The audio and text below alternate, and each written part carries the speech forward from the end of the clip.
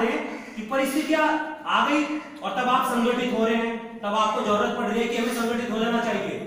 आप उन परिस्थितियों से पहले ही संगठित हो जाओगे तो आप कितनी भी बड़ी आपदा आ जाए आपके क्षेत्र में, आपके पूरे हरिद्वार जिले में, आप उससे निपट सकते हो। और यदि आप तैयार ही नहीं हो उससे निपटने के लिए और आप जाति के नाम पर बटे पड़े हुए हो तो आप कितनी छोटी सी भी परिस्थिति आ जाए ना, आप उससे नहीं लड़ सकते हो। सिर्फ जरूरत किस चीज की है? संगठित होने की। परिस्थितियों को पहले ही तैयार हो जाओ उन परिस्थितियों के लिए, क्योंकि परिस्थितियां बन रही हैं अपने हरिद्वार जिले में भी, अपने देश में भी। यदि आप उन परिस्थितियों से लड़ना चाहते हो तो आपको आवश्यकता है जातिवाद को छोड़कर एक साथ हिंदू धर्म के लिए, सनातन धर्म के लिए, अपने देवी देवताओं के लिए, अपने आने वाली पीढ़ी के लिए, अपने कल के लिए, अपने बच्चों के भविष्य के लिए आपको संगठित होना पड़ेगा।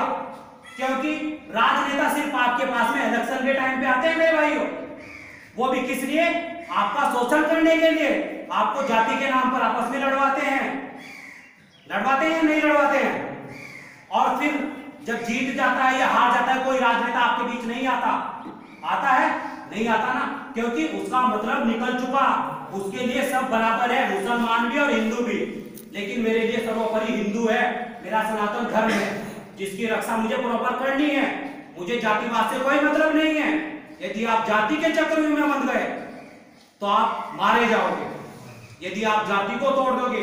क्योंकि आपने देखा है महाभारत के युद्ध में भी यदि अभिमन्यु से अर्जुन को दूर नहीं किया जाता तो कोई ताकत नहीं जो अभिमन्यु को मार सकती थी, उसके चक्रव्यूह को भेज सकती थी।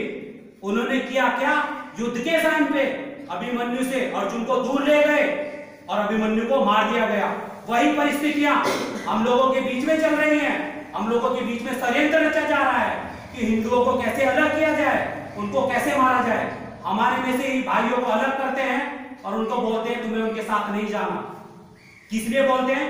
क्योंकि वो अभिमन्यु है और वो आपके अर्जुन है जो आपकी रक्षा कर रहे हैं। हम सब संगठन के आदमी आपके लिए कार्य कर रहे हैं। किस लिए? जातिवाद से ऊपर उठकर सिर्फ आपको जागृत करने के लिए, आपको एक करने के लिए।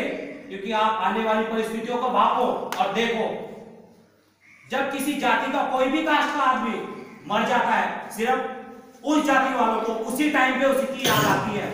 यदि वो पहले ही और भी साथ के चला जाता या और भाइयों को साथ में ले लेता तो वह परिस्थितियां ना बनती, वह नहीं मारा जाता। फिर उस टाइम पे क्यों रोना रोते हो? जब वो मर गया तब चक्का जाम करते हो, हाईवे जाम करते हो, कोई अधिकार नहीं है। जब आप उसके पहले नहीं उसके साथ में खड़े हुए तो आपको कोई अधिकार नहीं, कोई कर्तव्य नहीं बनता आपका कि आप उसके बाद में उसके जनाजे को रखकर कोई उसका मतलब आप उसका मजाक उड़ा रहे हो। ये परिस्थितियां नहीं बननी चाहिए और इस परिस्थितियों के हम स्वयं जिम्मेदार हैं, क्योंकि हमें लोगों ने जाति के नाम पर बांट रखा है। अरे क्या ऊपर वाले ने हमें वहां से अलग अलग जाति का बना के भेजा है क्या? बताओ मेरे भाइयों, भेजा है क्या? उसने तो मुसलमान को भी अलग नहीं बना के भेजा, वो भी यहीं पे आके मुसलमान बन रहा है उसका खतना करवा कर। तो हम यहां पर जाति के नाम पर क्यों बटे हुए हैं कि भाई सैनी मारा जाएगा तो सैनी की जिम्मेदारी है, सैनी बिरादरी के जाएंगे। चौहान मारा जाएगा तो चौहान बिरादरी के जाएंगे, सारे इकट्ठे नहीं जाएंगे। क्यों नहीं जाएंगे?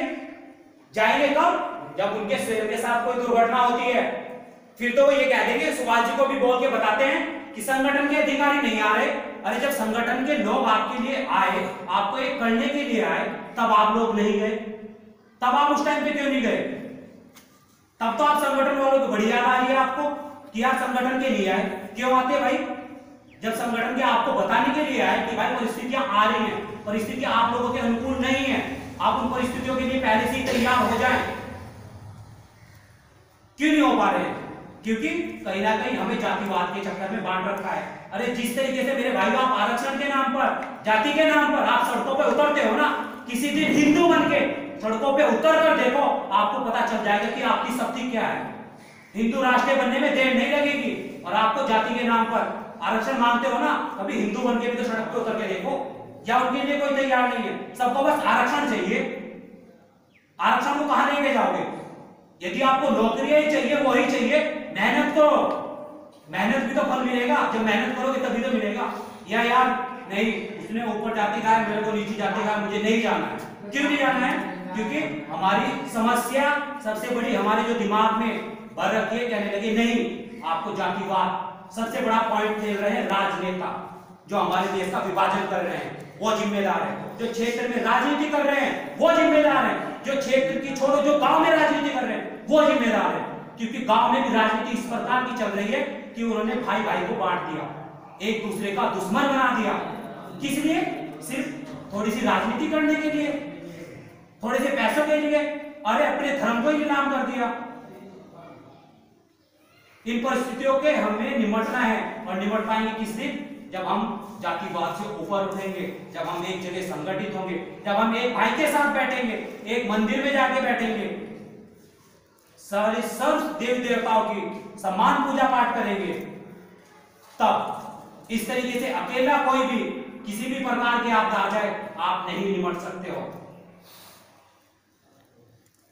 अरे शेर का शिकार भी, अकेले शेर का शिकार भी 50 कुत्ते मिलकर कर लेंगे, लेकिन अगर जो शेर का झुंड इकट्ठा हो जाए ना, कुत्तों की मां में भी हिम्मत नहीं जो शेरों का शिकार कर ले। और आप वही स्थिति पैदा कर रहे हैं अपने क्षेत्र में, आपस में लड़ रहे हैं, हिंदू आपस में लड़ रहे हैं, और इसी चीज का आप लोगों की फायदा उठाया जा रहा है, आप लोगों का शोषण हो रहा है, क्योंकि उस चीज के हम स्वयं जिम्मेदार हैं। और स्थितियां हमने ऐसी बना दी कि हम जिम्मेदार